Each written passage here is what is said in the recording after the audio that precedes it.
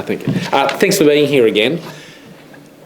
Earlier this year, South Australia passed Australia's toughest knife laws. We've seen a number of those new laws come into effect, banning the sale of knives without any exceptions to children. We'll have safe and secure storage of knives coming in next year.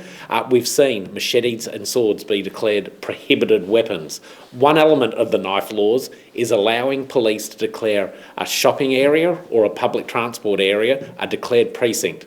In those areas, police will have more powers, including being able to use handheld metal detection wands and being able to move people on for up to 24 hours. We have seen last week the first 8 shopping precincts be declared, and today the police have declared a further 3 shopping precincts. The Rundle Mall area, Colonnades, and the Tea Tree Plaza area.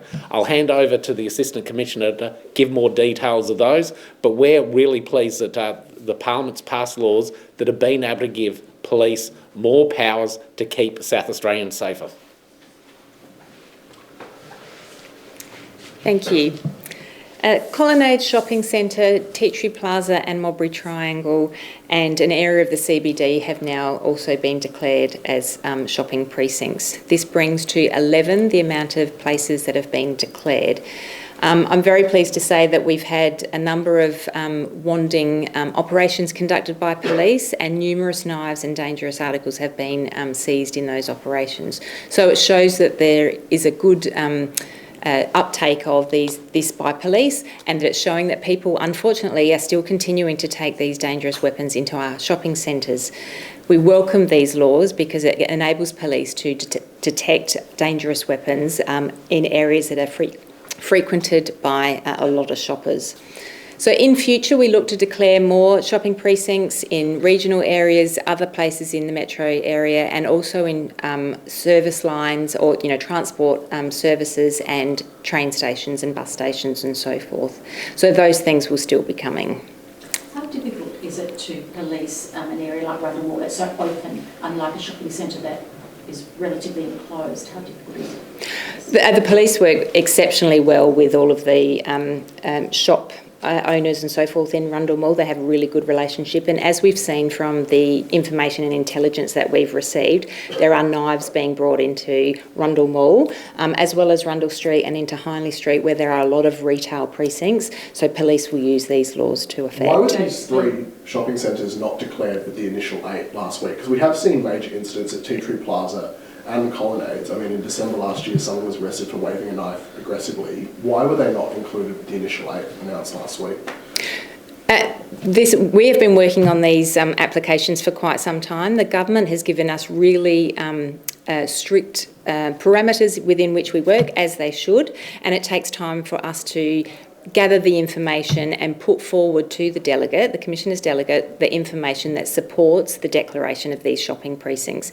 It was always going to be the case that it would take some time to do that. The first 8 were done knowing that the rest were already being worked on, and that's why we've done it in a bit of a 2-stage approach to date. There will absolutely be more coming, I can guarantee that. What about places like Rundle Street, where there are lots of restaurants, lots of gatherings, and in particular our nightclub strip, Hindley Street, which again is high profile, particularly notorious for crime? What about those 2 areas? Yeah, so they're included in the declared shopping precinct in the Adelaide CBD. So it stretches right from East Terrace to West Terrace and North Terrace to Grenfell and Curry Street. And why is there a specific Rundle Mall declaration that is covered by It's all within that precinct. So the public can go to the South Australia Police website and see the map that declares what that area is, but it includes Rundle Mall, Rundle Street and Hindley Street, as well as areas bounded by those roads.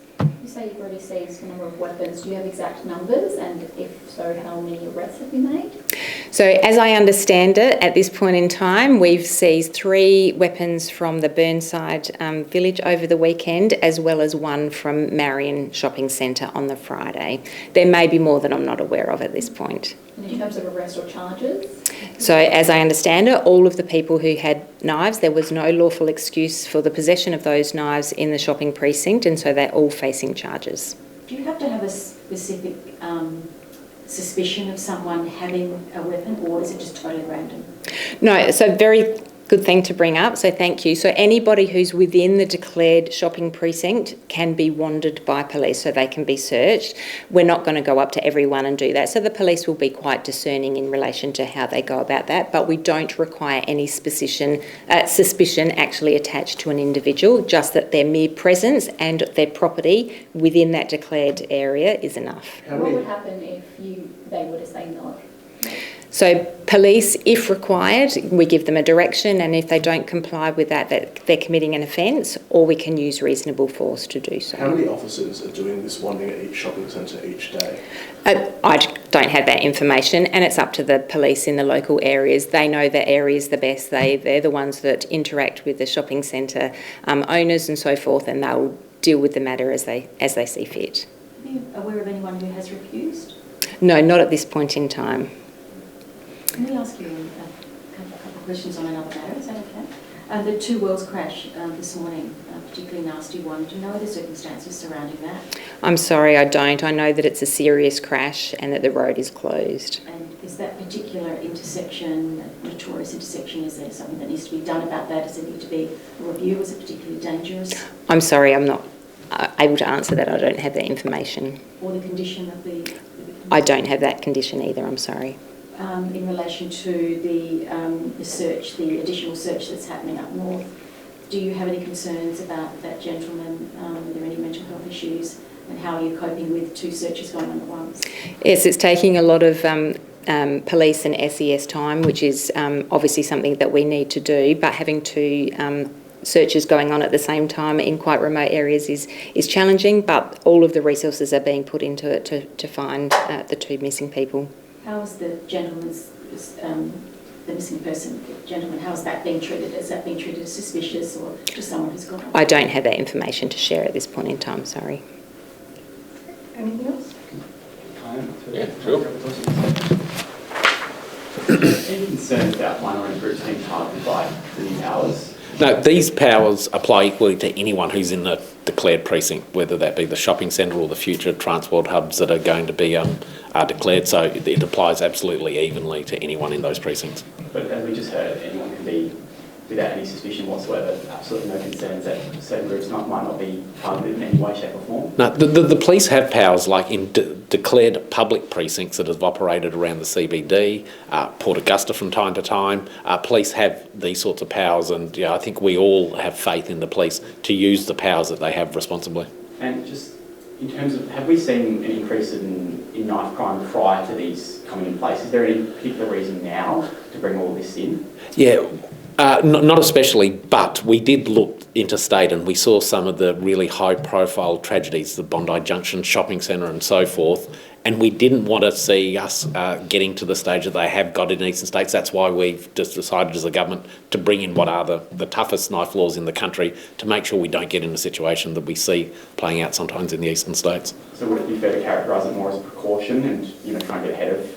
Absolutely, and not just in this area, but in a lot that we do as a government. We look to see how we can strengthen laws, what laws are applying interstate to keep South Australians as safe as possible.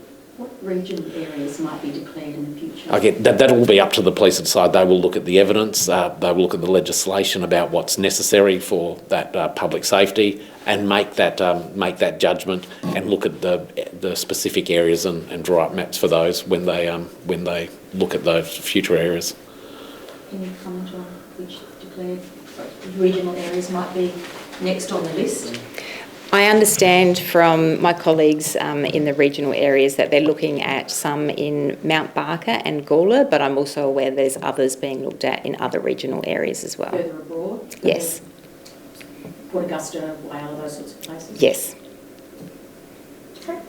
Thanks everyone. Thanks, Thank you. Thanks, folks. Thanks.